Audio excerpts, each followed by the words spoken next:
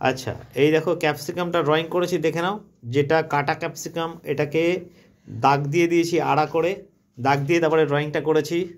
হ্যাঁ, দাগ দিয়ে ড্রয়িংটা করেছি, দেখে নাও। ফার্স্ট হচ্ছে এটা হচ্ছে হবে গ্রিন কালার দিয়ে হবে, কি স্যাপ গ্রিন কালার দিয়ে হবে, লেমন গ্রিন কালার, মানে লেমন কালার স্যাপ গ্রিন মিশিয়ে আর ব্ল্যাক, এই তিনটে কালার দিয়ে কিন্তু এই ক্যাপসিকামটাকে আমি ড্রয়িং করবো। একটা গোটা ক্যাপসিকাম আছে, একটা কাটা ক্যাপসিকাম আছে, ঠিক আছে।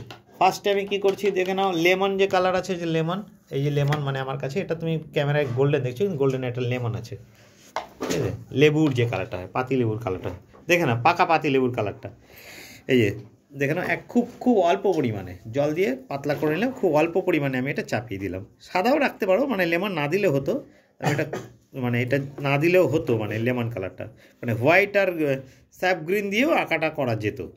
তুমি সেটা করছি না, লেমনটা বেসটা চাপিয়ে দিই, দেখতে বেশি ভালো লাগবে, ওই জন্য। এটা নড়ছে, এটা নড়লে অসুবিধা হচ্ছে, যাই হোক। দেখো, দেখে নাও, না দেখে অন্যদিকে তাকিয়ে আছে একজন, এখানে উঠে চলে যাও, ইচ্ছা করলে চলে যেতে পারো, অন্যদিকে যে তাকিয়ে থাকবে সে চলে যেতে পারো না দেখে। বারবার বলছি, দেখাটা খুব জরুরি। যে যত ভালো করে দেখে মনে রাখতে পারবে, সে সারা জীবন তত ভালো ড্রয়িং করতে পারবে। কারণ আমি কিন্তু সেটাই করতাম ছোটোবেলায়, যখন আমাদের স্যার শেখাতো, তখন তার আঁকাটাই আগে দেখতাম, সে অন্য কারোর আঁকা করালেও সেটা দেখতাম, নিজের আঁকাটা করতাম না। নিজের আঁকাটা পরেও করা যাবে মনে রেখে। দেখো, পুরোটাই আমি কিন্তু লেমন চাপিয়ে দিয়েছি, এটা করেছি কিন্তু তোমাদের সুবিধার জন্য, ঠিক আছে, তোমাদের যাতে সুবিধা হয় রঙটা করতে, সেই জন্য করলাম, খুব ইজি পদ্ধতিতে। এবার সবথেকে বেশি হাইলাইট যেই জায়গাটা, মানে ক্যাপসিকাম তো খুব চকচকে হয়, তো এই জায়গাটাকে আগে আমি দেখো তুলে দিচ্ছি রঙটাকে, দেখো দেখো, এই যে এই জায়গাটা, এটা সবথেকে উঁচু জায়গা, তাই তো, ফোলা ফোলা জায়গা, তাই এটাকে আমি তুলে দিলাম। দেখো, পুরো পরিষ্কার করে তুলে দিলাম রঙটাকে, দেখো লেমনটাকে, দেখো এই জায়গাটা তো তুলে দিচ্ছি, এই জায়গাটা উঁচু আছে, এই যে দেখো, দেখো কিরমভাবে লাইট হয়ে যাচ্ছে, দেখতে পাচ্ছ।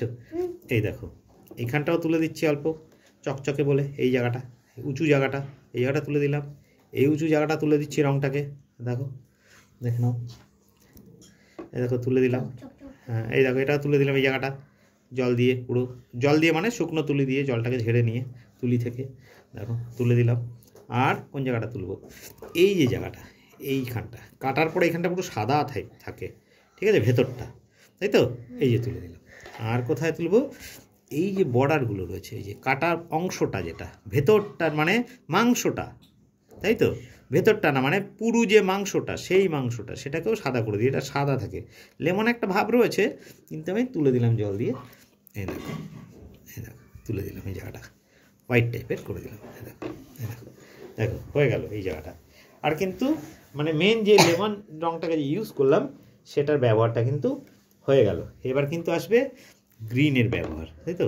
ততক্ষণ এটা একটু টেনে গেলে ভালো হয়, হ্যাঁ, এটা মানে টেনে গেলে জলটা শুকিয়ে গেলে ভালো হয়, একটুখানি, পুরোটা শোকাতে মানে একটুখানি, নাহলে এটা খুব ব্লিড করবে, ছড়িয়ে যাবে, তোমরা বুঝতে পারবে না যখন করবো।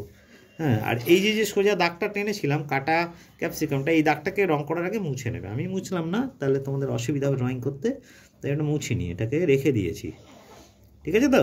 দেখে নাও, এই যে জায়গাগুলো সব সাদা করে দিলাম, এই জায়গাগুলোকে চকচকে বলে শুকিয়ে যাচ্ছে, ঠিক আছে।